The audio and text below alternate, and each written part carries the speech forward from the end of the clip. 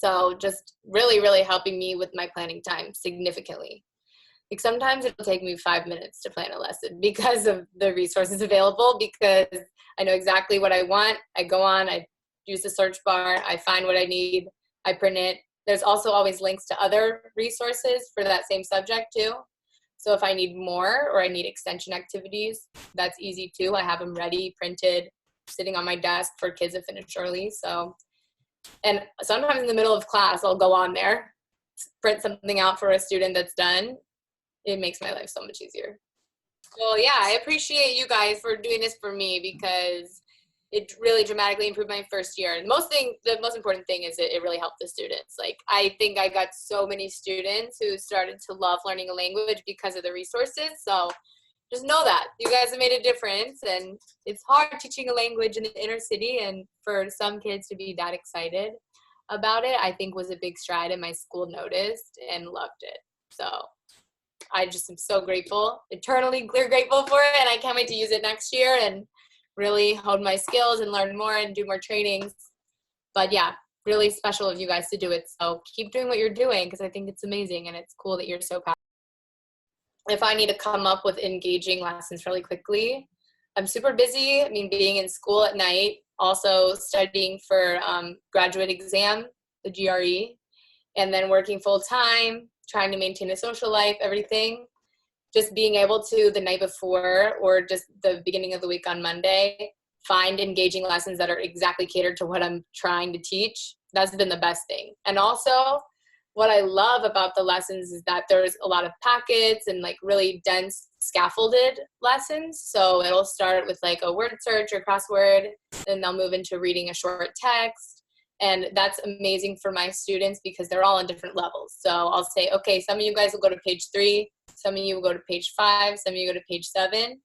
That has solved my differentiation problems in my classroom because I have students all over the place.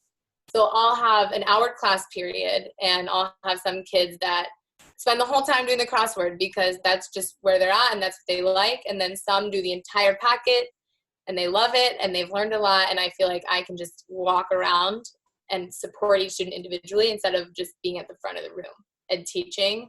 Because I don't want to lecture at them constantly. I want them to be engaged in the work and working at their own level. So that's been another thing. At the beginning of the year, I did not know how to differentiate for students at all. And the materials have allowed me to do that. So super grateful for that. I think that I was just worried that maybe the content would be too challenging for my students just because none of them had any background with any Spanish, except for some of my 8th graders. So I was worried that maybe the grammar would be challenging or the text would be too much because I would say 40 or 50% of my students also can't really read English. So I was worried that the content would be too hard. But they were able to, almost all of them were able to still do it. So that was good, but I was nervous. Definitely the biggest surprise. So I remember on Cinco de Mayo, I printed out this really pretty thick packet, dense packet that you guys had that had a bunch of different activities.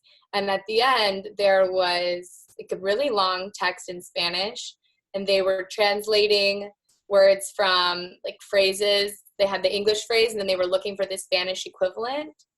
And I was thinking in my head, this is very challenging.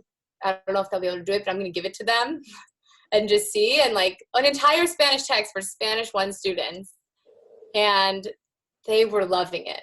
They were working together at their tables. Did you find this one? They were looking for this one, looking for cognates. And just seeing that they could accomplish an entire text as Spanish 1 students. And they probably knew maybe 20 to 30% of the words. But they were able to use the context clues and use the resources from the rest of the packet too to actually complete an entire reading, whole text. So that was incredible, a great moment for me as a teacher because I was like, okay, these resources are really working for them. And I think they felt an amazing sense of accomplishment looking at a text and saying, oh my gosh, I know what this sentence means because I know this cognate, I know this conjunction, I know this word, I learned this earlier. That was the biggest surprise. So I'm excited to do more text next year and use those because just being able to see the ability that they have and also for them to see their own ability is the most important thing.